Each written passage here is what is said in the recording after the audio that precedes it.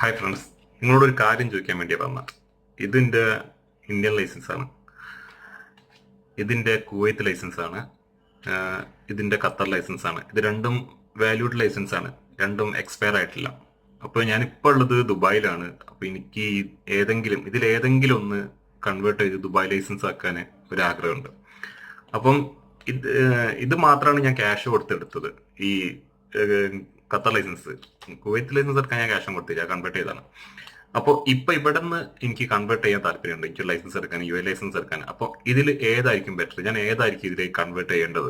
അപ്പോൾ നിങ്ങൾക്ക് ആർക്കെങ്കിലും അറിയുന്നുണ്ടെങ്കിൽ, അല്ലെങ്കിൽ നിങ്ങളുടെ ഒരു അഭിപ്രായം നിങ്ങൾ കമന്റ് രൂപത്തിൽ അറിയിക്കണം.